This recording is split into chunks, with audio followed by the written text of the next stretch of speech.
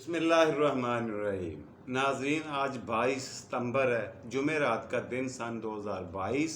सुबह का वक्त, खूबसूरत सुबह, नई सुबह, new morning. So good morning, सुबह खैर, अस्सलाम वालेकुम एवरीवन। कैसे हैं आप सब लोग? ठीक हैं, खैरियत से हैं, तरोताज़ा हैं? अल्लाह आपको खुश रखे, आमीन सुम्मा आमीन। जी नाजरीन, तारीख़ सुबह के प्रोग्राम में हमेशा की तरह पहला और मेन सेगमेंट तारीख़ हिंदुस्तान ही हुआ करता है, और हम पहुँचे हुए 17वीं सदी के 16 सदियाँ मुकम्मल कर ली हैं, 16 सदियाँ ईसवी की। और 17वीं सदी का आगाज़ में हम देख रहे हैं हिंदुस्तान पर मुगलिया सल्तनत में के बहुत नामवर बादशाह जहांगीर, शहनशाह जहांगीर हुकूमत कर रहे हैं। इसी पे पिछले कुछ प्रोग्रामों में बात हो रही है, तो हम इसी को कंटिन्यू करेंगे। आज मैं कोशिश करूंगा इसे कंक्लूड कर दूं, थोड़ी लंबी हो जाए वीडियो तो आप बर्दाश्त कर लीजिएगा। खैर, मैंने आपको बताया था कि इसकी बीवी नूरजहां ने अमली तौर पर हिंदुस्तान पर हुकूमत की। जहांगीर की बीवी नूरजहां, मेहरुन्निसा यानी नूरजहां ने हुकूमत की बादशाह के होते हुए। बादशाह सलामत को सवाए तन आसानी के, शराब नोशी के, नशा करने के, अच्छे कपड़े पहनने के, अच्छा खाना खाने के सिवा और कोई शौक़ नहीं था, कोई चाहत नहीं थी और कोई ख्वाहिश ही नहीं थी। ये तारीख़ की किताबें बता रही हैं, मैं नहीं कह रहा। उन्होंने अपने हाथ से सारे इख्तियारात अपनी बेगम नूरजहां को दिए, और उन्होंने अमली तौर पर, कहा जाता है कि तकरीबन 16 साल तक हिंदुस्तान पर हुकूमत की। किसने? नूरजहां ने। जी, तो उन्होंने, मैंने आपको पिछले प्रोग्राम्स में इसकी डिटेल काफ़ी बता दी। अगर किसी ने नहीं देखी तो नीचे दिए हुए लिंक में जाकर देख ले। 4 बेटे थे जहांगीर के। सबसे बड़ा खुसरो, उससे छोटा परवेज़, और उससे छोटा था शहजादा खुर्रम, और चौथे और आखिरी नंबर पे था शहजादा शहरयार। शहजादा खुसरो को तो ये एजाज़ हासिल था कि वो अपने दादा शहनशाह अकबर के कंधों पर भी खेला था, मगर उसकी बगावत की वजह से उसे उसके बाप ने, जहांगीर ने, अपने छोटे बेटे खुसरो, जिसका नाम खुसरो था, खुसरो के हवाले कर दिया कि इसके साथ जो चाहो सलूक करो। कुछ देर उसे कैद खाने में रखने के बाद खुसरो ने उसे कत्ल कर दिया था। अब बेटे बचे 3। सबसे बड़ा बेटा जो था वो मारा गया। दूसरे नंबर वाला परवेज़ था, वो कहा जाता है कि ज़हनी तौर पर कुछ अच्छा नहीं था, यूं कह लें कि नीम पागल था। लिहाजा वो इस दौड़ से, हिंदुस्तान के अगले बादशाह की रेस से वो बाहर हो गया। अब बारी आ गई और कुर्रा आ गया किस पर? शहजादा खुर्रम पर, जिसको जहांगीर ने अपनी ज़िंदगी में शाहजहां का लक़ब दिया था, ख़ताब दिया था। उसका कुर्रा निकला जी, उसकी बारी निकल आई, उसकी यूं कहें कि लॉटरी निकल आई। खैर, और नूरजहां भी जो अमली तौर पर हिंदुस्तान की हुक्मरान थी, उसने ज़हनी तौर पर इसे कबूल कर लिया और शहजादा खुर्रम को ज़मीन से उठाकर आसमान की बुलंदियों पर पता है क्यों पहुंचा दिया? इसलिए कि उसके इकलौते सगे भाई आसिफ जा की बेटी लाडली बेगम का खामद था। ये थी वजह। नूरजहां के भाई आसिफ जा की इकलौती बेटी लाडली बेगम, नहीं सॉरी, लाडली बेगम नहीं थी, उसका नाम था अर्जमंद बानो। लाडली बेगम तो नूरजहां के पिछले खामद से, शेर अफगन से बेटी थी। अर्जमंद बानो से शादी हो चुकी थी शहजादा खुर्रम की, और इनके बतन से एक बेटा भी पैदा हो चुका था जो मुस्तकबिल का शहजादा था। खैर, इसने ज़मीन से उठाकर इसको, शहजादा खुर्रम को, आसमान की बुलंदियों पर पहुंचा दिया। दूसरे किसी के सिवा, इसको बादशाह बनाने के सिवा दूसरे के बारे में कभी सोचा भी नहीं था। किसको पता था कि कुछ ही सालों के बाद नूरजहां की अपनी पिछले खामद से जो बेटी लाडली बेगम थी, उसकी शादी सबसे छोटे शहजादे जहांगीर के सबसे छोटे बेटे शहजादा शहरयार के साथ हो जाएगी। اب نور جہاں کا ذہن بدلنا شروع ہوا اور اس نے سوچا یہ کہ بجائے اس کے کہ اپنے بھائی کے داماد کو بادشاہ بناؤں یا بنواؤں، میں اپنے داماد کو کیوں نہ بنواؤں۔ شہزادہ شہریار کی طرفداری کرنے لگی، مگر شہزادہ خرم اس نے بھانپ لیا، اسے سمجھ آ گئی کہ اب ہونے کیا جا رہا ہے، اگلا سٹیپ کیا ہوگا نور جہاں کا۔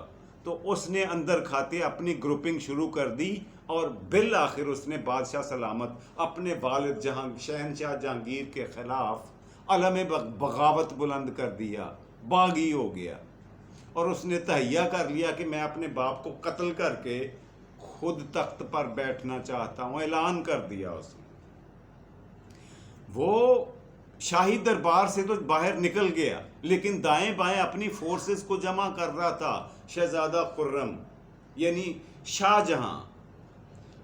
دوسروں کی طرف سے تیسرے چوتھے پانچویں گروپ اور دھڑوں کو اپنے ساتھ ملا رہا تھا کہ نور جہاں نے کمال ذہانت کا مظاہرہ کرتے ہوئے ایک بہترین بہادر جوان اور 7 فٹ کے قد والا بندہ، بہترین تلوار بازی کرنے والا گھوڑ سوار اور بہترین نیزے کا کاریگر، بہترین تیر اندازی کا کاریگر، اپنے کارندوں سمیت بلوا لیا۔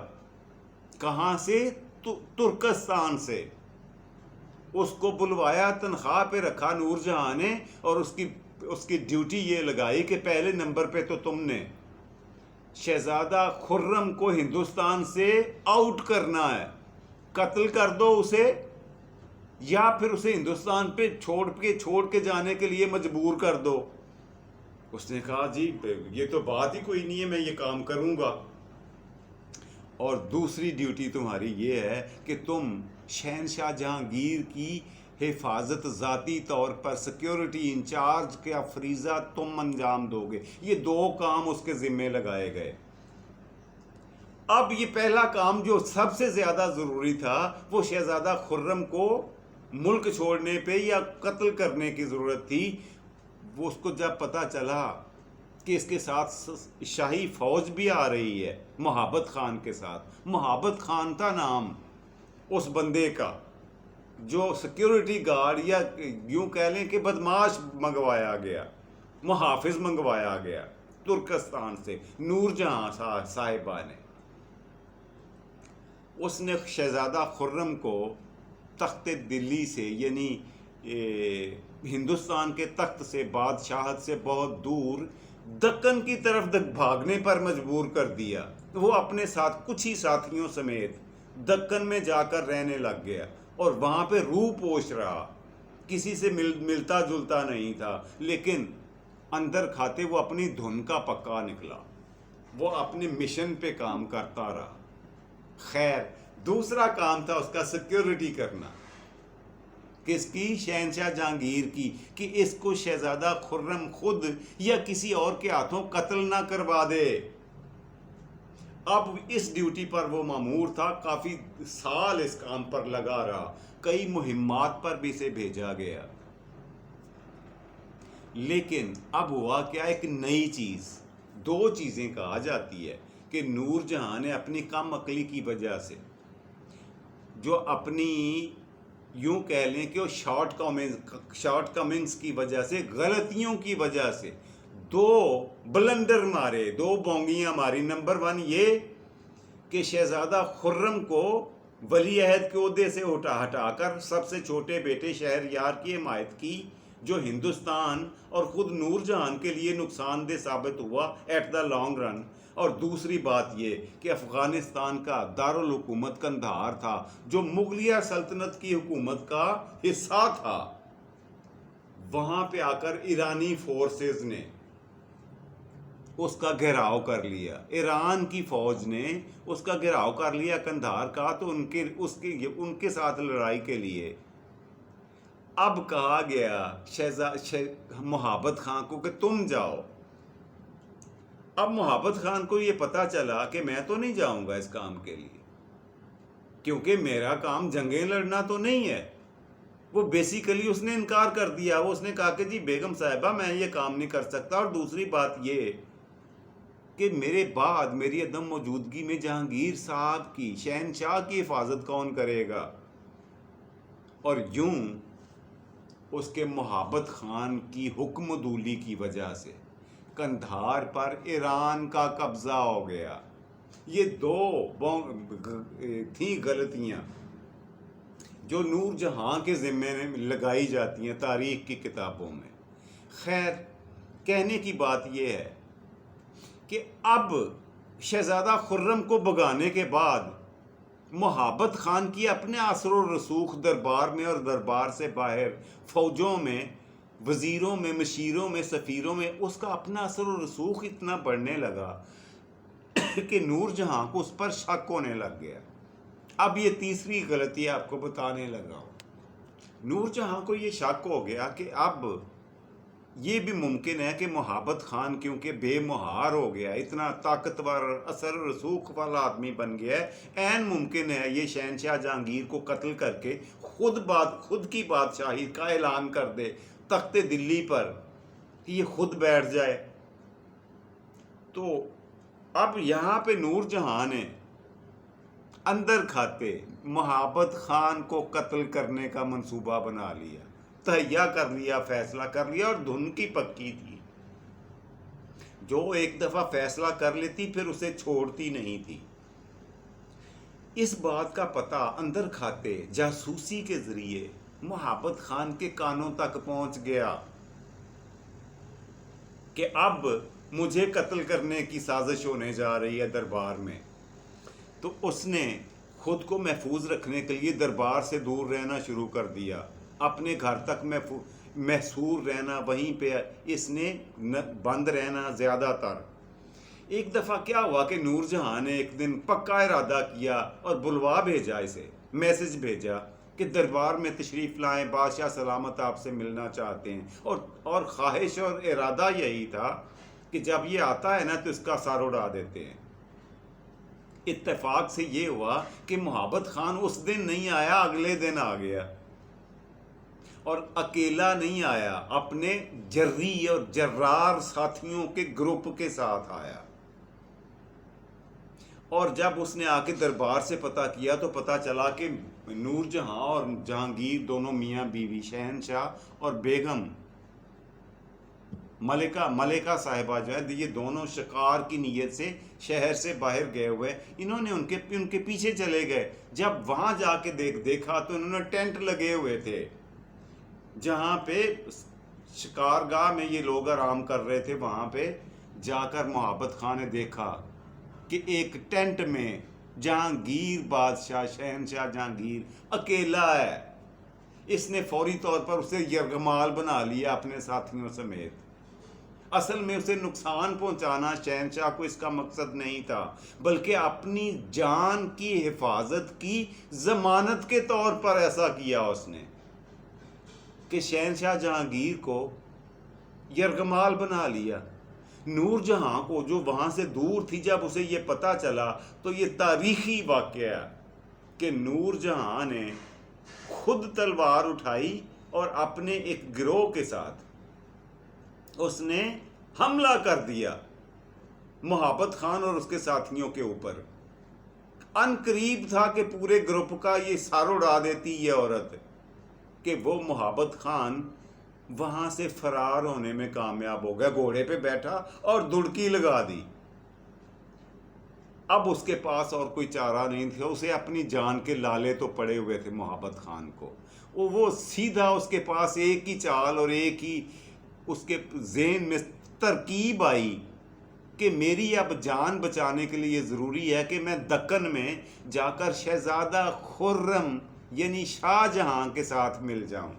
یہی کیا اس نے.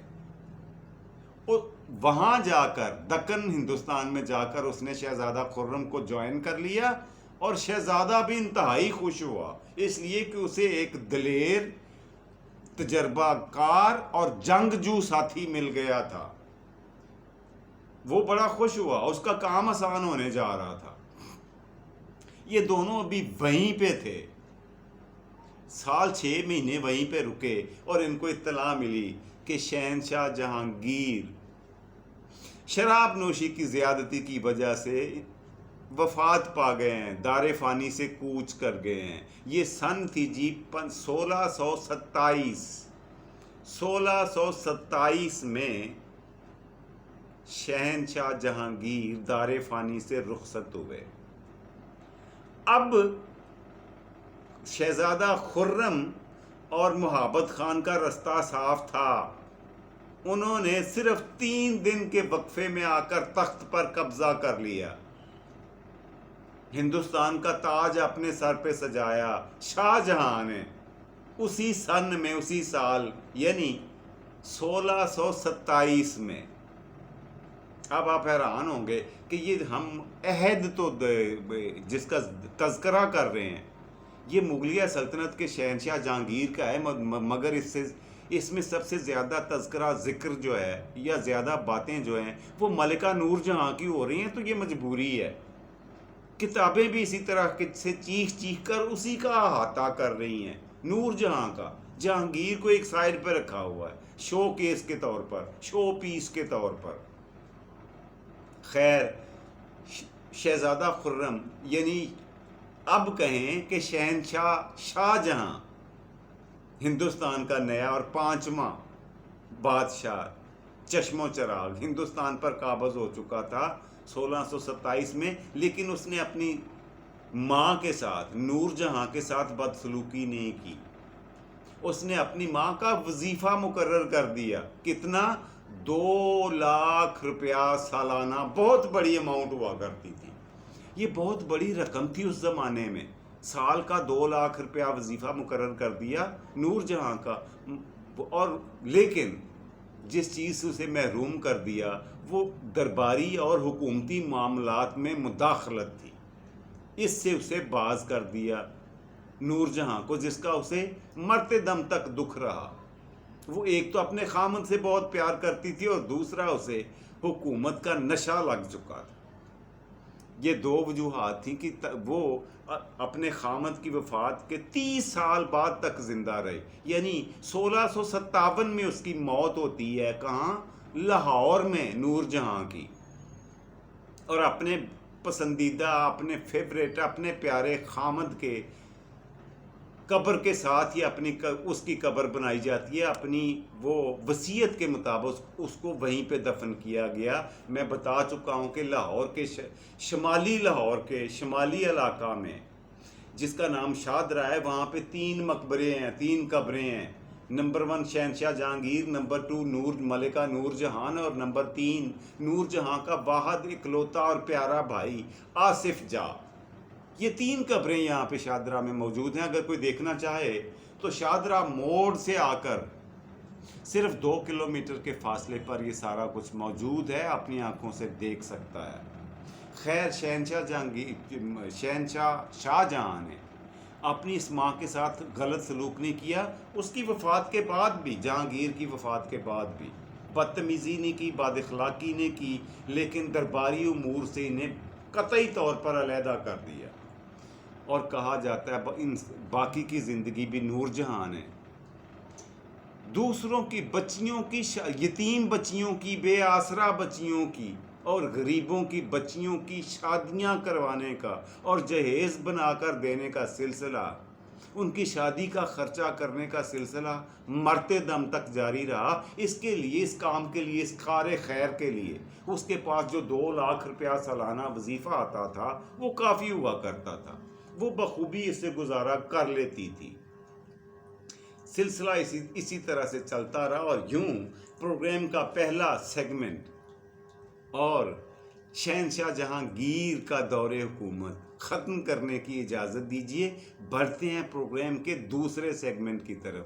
आपका फेवरेट सेगमेंट, आज का लफ्ज़। जी, आज का लफ्ज़ जो आपकी खिदमत में पेश करने जा रहा हूँ, पहले एक छोटी सी करेक्शन बता दूं। पिछले प्रोग्राम में मैंने बताया था कि दरियाए रावी को रावी क्यों कहा जाता है। ये 2 संस्कृत के अल्फाज थे। पहला लफ्ज़ मैंने गलत बता दिया था, उसकी तस्दीक कर लें, माजरत चाहता हूँ। वो है इरा, इरावती। इरा और वती یہ تھا جی کریکشن. آج کا لفظ جو آپ کو بتانے جا رہا ہوں وہ آپ کی خدمت میں یہ رہا.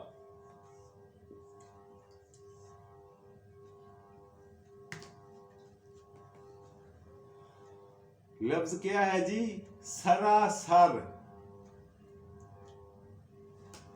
یہ بھی نہیں ہے. ایک منٹ، اس سے پہلے میں آپ کو تھوڑا سا پیچھے لے جاؤں، آپ کو سمجھنے میں اور مجھے سمجھانے میں آسانی رہے گی. یہ لفظ دیکھیں سب سے پہلے، سرسری. سرسری کا مطلب کیا ہوتا ہے؟ سر، یہ اصل لفظ جو تھا یہ دو الفاظ تھے سنسکرت کے، ایک سرا اور ایک سری. سرا اور سری یہ دو الفاظ تھے سنسکرت کے، جن کو ملا کر یہ اب یہ سرسری بنا ہوا ہے.